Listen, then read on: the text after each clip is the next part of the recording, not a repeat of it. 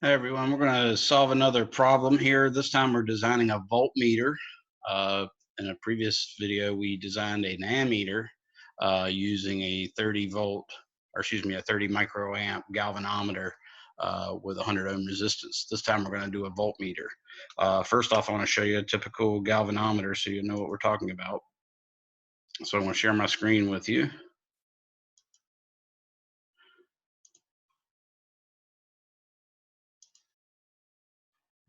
And you can see now this is a galvanometer. It fully deflects at a maximum current of 30 microamps. Fully deflects either to the far right or to the far left. And as you can tell down here, if I connect to these two terminals, negative and positive, I have 100 ohm resistance. If I connect to the black one and to this G1, I have a 2.4 kilo ohm resistor. This is a much better one for this connection would be a much better one for dealing with a really tight designed ammeter. You can use either one really for a for a voltmeter, but it just becomes a technical problem to get a small enough resistance when you're making an ammeter, because to make an ammeter you have to put the majority of the current through a shunt resistance, and the shunt resistance has to be smaller than the ammeter resistance.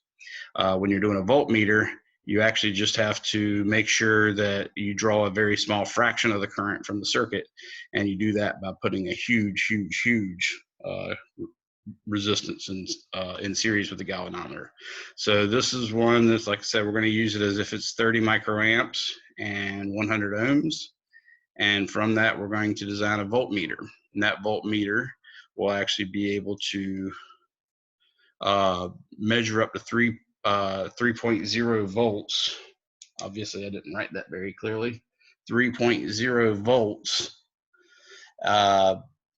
And we're going to use a galvanometer with a maximum deflection of 30 when 30 microamps goes through it. I'm going to assume the galvanometer has an internal resistance of 100 ohms. So now I'm just going to design my actual voltmeter. So this voltmeter is different than an ammeter. Ammeter, you'd put the resistance in parallel so you can make a really small resistance, because really when you're measuring a current, you don't want to affect the circuit very much. So you really need to draw a very small amount of current through it, or else you'll be stealing, or you need a very small resistance, let's put it that way, or else you'll be altering the actual current going through the circuit. In this case, we're actually designing a voltmeter, and we want to measure the true voltage.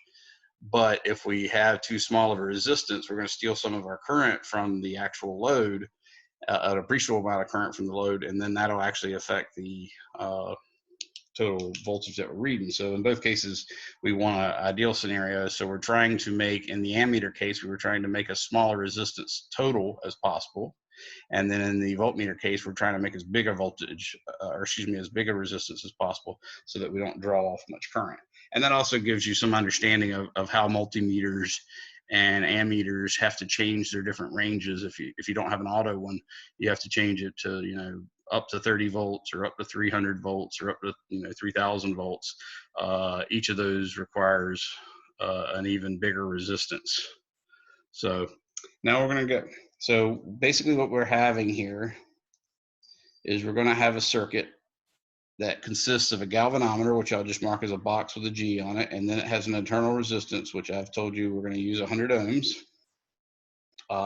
The current's going to go in through the galvanometer and then go through the internal resistance of the galvanometer, which is 100 ohms.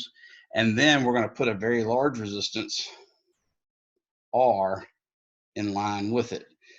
And what we have to do is, these will be the two terminals of the now voltmeter. What we're going to do is imagine that the galvanometer has the maximum current it can take, which is 30 microamps. So it has the maximum current it can take. Sorry, I wrote that so small. 30 microamps. Okay. And when that's the case, I need the voltage difference between here and here to be 3.0 volts. So that's how we design our voltmeter. We just take a galvanometer and put it in series with a resistor, and it's just a matter of dialing in the proper resistance. So what we have here is a total voltage of 3 volts. and we know a certain fraction of that's going to come from the galvanometer and its resistance breaking down the voltage, and the rest is going to come from here. So what that tells us is I have a voltage equation that says 3.0 volts is equal to I galvanometer times 100 ohms,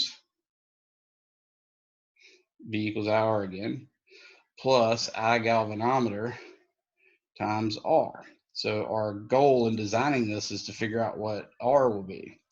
Obviously, you can combine like terms and get the IG together, but since we're solving for R, that's not all that helpful. So what we're going to do is we'll take 3.0 volts and subtract from it the current through the galvanometer, which I told you was 30 microamps. So I'm going to say 30 times 10 to the negative 6 amps times 100 ohms is equal to 30 times 10 to the negative 6 amps times R. So you can tell this 3 minus 30 times 10 to the negative 6 times 100 is not a huge number. And usually if there's a bigger difference between this number and that one, you can just ignore it. I'm going to go ahead and keep it just for OCD reasons. But if we were doing 30 volts or 300 volts here, this would be a small fraction of that, and we could more or less assume this is approximately 0. But in this case, it turns out to be a little less than small. So I'm going to use it and actually do the full scale calculation. So it turns out when you multiply 30 times 10 to the negative 6 times 100, you get 30 times 10 to the negative 4th, which is 0.0030. So when you subtract 3 from that, you get 2.997. So I'm now going to have R is equal to 2.997 volts. So notice that's the third decimal place. Remember I said it'd be 0.0030. So that's how that worked out. Now I got to divide that by 30 times 10 to the negative 6 amps. And that's going to actually give me basically 9.99 times 10 to the 4th ohms. So basically 99 kilo ohms, 99.9 kilo ohms. That's our R.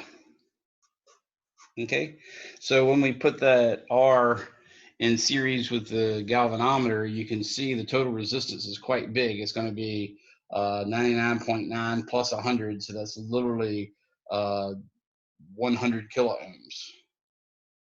So that's 100 kilo ohms would be the total resistance, but that would cause a full scale deflection to the number 30 at 3 volts. That would read, of course, 30, and you'd say, oh, okay, well, this is set to read 3 volts, so 30 must mean 3.0, and 15 must be 1.5, and 7.5 must be 0.75, and so on and so forth. You can actually solve for that too if you wanted. You could actually calculate what the voltage is across the galvanometer compared to what it is across the or actually across the whole ammeter, and you'd see that that is a linear response as well. Like I said, most problems you're going to end up neglecting this, assuming it's approximately 0, but in this one we won't.